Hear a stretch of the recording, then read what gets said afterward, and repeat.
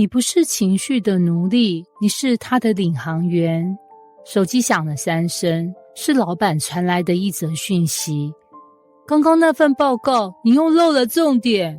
我盯着荧幕愣了3秒，脑中浮现的是前一晚熬夜赶工的模样，火瞬间从心里升起，理智像热水中的泡面一样，被闷得没了形状。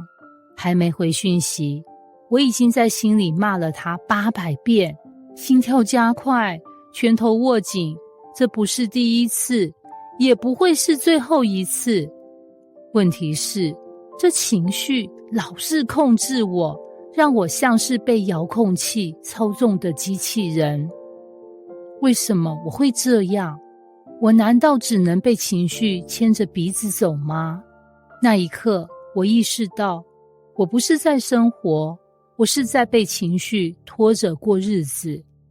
如果你也曾这样，为一句话暴怒，因一件小事焦虑到睡不着，因过去的伤痛无法面对今天的自己，那你该认识一个事实，你不是情绪的奴隶，你是他的领航员。这句话说来简单，但活出来却像是一场探险。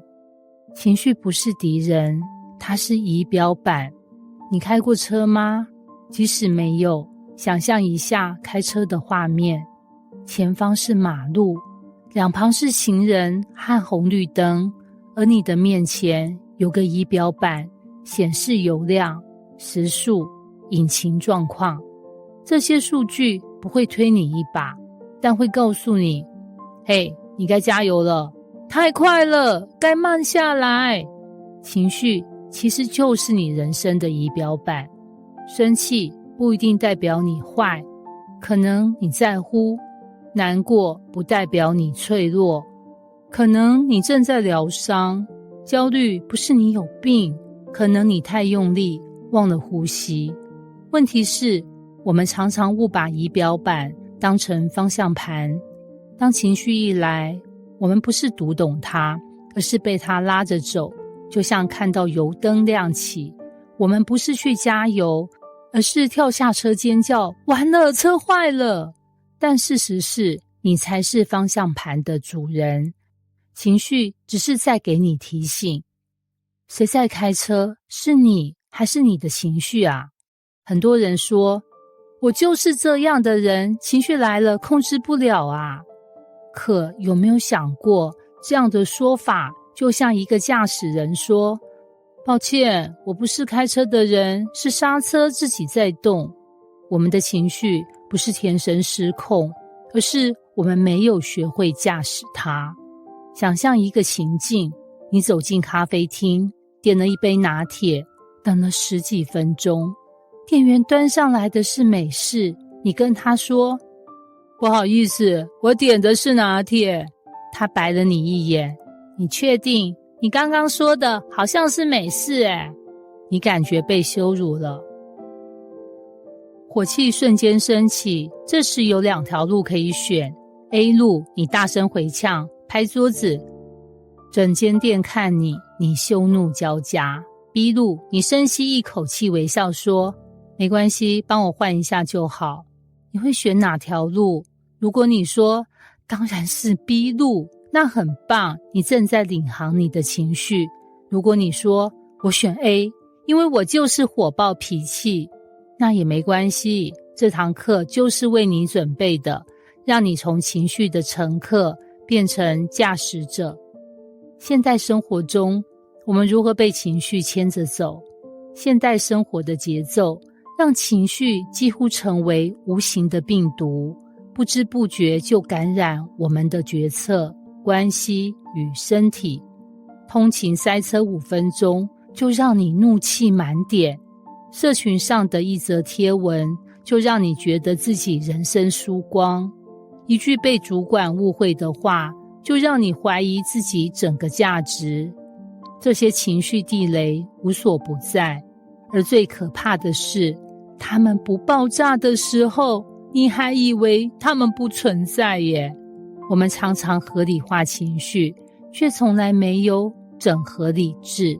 你可能会说，我只是情绪比较丰富，但其实你可能只是没有建立情绪的导航系统。导航系统是什么？它不是让你没情绪，而是让你在情绪来临时知道怎么不被带着走。从奴隶到领航员3个关键转折。1，从反应变成回应。反应是你看到蛇就跳起来，本能。回应是你看清楚那是条塑胶蛇，然后冷静走过去，理智。情绪让我们反应，理智让我们回应。你可以让情绪上来，但不要让它上位。关键是什么？给自己3秒钟的空白。3秒的空白是给大脑的空间，是给灵魂的选择，让你从奴隶的位置坐回领航员的座位。2，从压抑变成翻译。很多人以为掌控情绪就是不生气、不难过、不焦虑，错了。压抑情绪就像把警示灯贴上胶带，你以为安静了，其实是引擎过热中。翻译情绪才是真正的驾驶术。问自己，我为什么会这么烦躁？是不是因为我太久没休息了？我为什么对那句话特别敏感？是不是我童年被否定过？我为什么焦虑？是不是我在为别人的期待而活？当你能把情绪翻成你心里真正的声音，你就从被困住的奴隶变成听得懂的领航员。3，从否认变成同理。你知道吗？很多情绪失控，其实是因为我们对自己太严格。我们对自己说，我不可以生气，这样很不成熟。我怎么又难过了？好烦哦！我是不是有病啊？我怎么会害怕？我应该要坚强才对啊！但真正的领航员不会责怪仪表板，他们会说 OK， 我看到了，我明白了。当你学会同理自己的情绪，而不是批评自己，你的心才会开始安静，因为他知道你会带他安全抵达目的地。结语，你不是情绪的受害者，而是他的驾驶者。情绪是一条河，它会来也会走。问题不在于你会不会掉进去，而在于你是否学会了怎么游泳。这个世界教我们做情绪的奴隶，要么爆炸，要么压抑，但你不必被困在这两难中。你可以练习做自己的情绪导航员，用3秒的空白切换你的反应，用诚实的对话翻译你的情绪，用温柔的眼光同理你自己。当你不再害怕情绪的来临，而是能与它和平共处，你的人生就会不一样。不是因为你没情绪，而是因为你终于学会开车了。